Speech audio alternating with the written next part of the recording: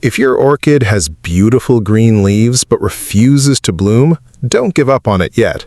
There's a simple kitchen trick that many orchid growers swear by, and it costs almost nothing.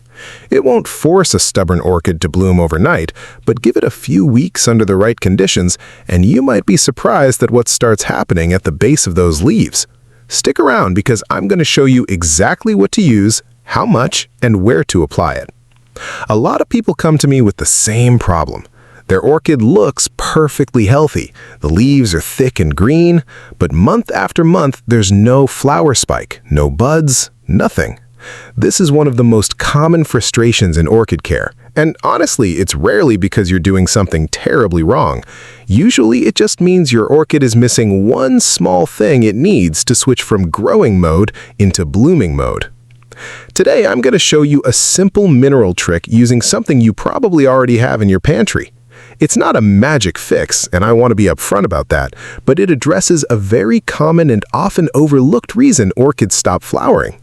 By the end of this video, you'll know exactly how to prepare it, how to apply it safely, and what signs to watch for afterward.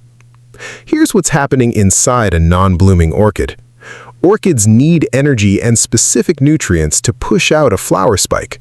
Nitrogen helps them grow leaves and roots, but blooming relies heavily on other nutrients, especially phosphorus and magnesium. Magnesium is easy to overlook because most people only think about the big 3 numbers on fertilizer bottles. But magnesium plays a quiet, essential role. It helps the plant's leaves absorb and use light efficiently through chlorophyll, and it supports the transport of nutrients to wherever the plant needs them most, including a developing flower spike. If an orchid has been fertilized for a long time with a generic all-purpose fertilizer, or hasn't been fertilized much at all, it can end up mildly magnesium deficient without showing dramatic symptoms. The leaves still look green, the plant still looks fine, but that small deficiency can be one of several factors quietly keeping it from blooming. This is where the trick comes in. You only need a few things, and there's a good chance they're already in your home. Epsom salt, magnesium sulfate, about 1/4 teaspoon, room temperature water, about 1 quart or roughly 1 liter, a clean spray bottle or watering can, a measuring spoon, optional a small notebook or phone note to track your treatment dates. That's it. No complicated mixtures, no rare ingredients. Step 1. Dissolve 1/4 teaspoon of Epsom salt into 1 quart of room temperature water. Stir it well until you can't see any granules left at the bottom.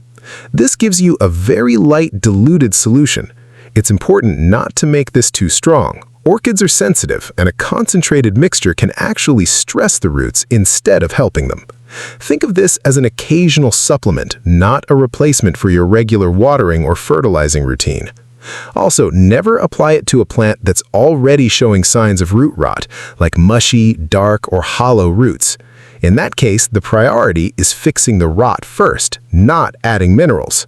What to expect? Results are not instant, and I want to be honest with you about that. Orchids are slow growers, and blooming depends on many factors working together, including light, temperature, and the plant's natural growth cycle. What you can realistically expect over the next several weeks is a plant that looks a little more vibrant, with slightly deeper green leaves as chlorophyll production improves. In some cases, especially if magnesium was genuinely part of the issue, you may start noticing a small node near the base of a leaf beginning to swell. That swelling is often the very first sign of a new flower spike forming. Results can vary from plant to plant. A healthy orchid that's simply missing this one nutrient tends to respond the best.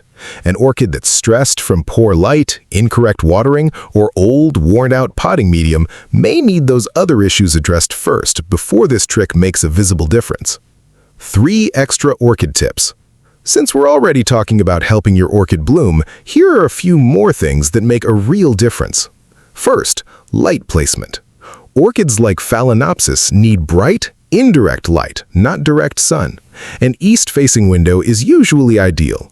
If your orchid's leaves are dark green, that can actually be a sign it's not getting enough light to bloom well. Leaves should be a medium, almost olive green. Second, watering technique. Instead of a light sprinkle, orchids do best with a thorough soak once a week, followed by letting the roots dry out almost completely before watering again. Consistently soggy roots are one of the most common reasons orchids fail to thrive. Third, temperature drop. Many orchid varieties, especially Phalaenopsis, need a natural nighttime temperature drop of around 10 degrees Fahrenheit to trigger spiking. If your home stays at a constant temperature year-round, moving your orchids somewhere slightly cooler at night, even near a window in fall, can help kickstart blooming. When you combine the right light, a proper watering rhythm, and this small magnesium boost every few weeks, you're giving your orchid everything it needs to put its energy toward flowering instead of just surviving. It won't happen overnight, but patience with orchids usually pays off. Many growers who've tried this simple, low-cost method report noticing new spikes forming within a month or two, especially heading into their orchid's natural blooming season. So if your orchid has been all leaves and no flowers, give this a try and be patient with it. If you found this tip useful, subscribe for more simple orchid care methods and let me know in the comments what your orchid is struggling with right now. I read every comment and I might just make a video answering yours.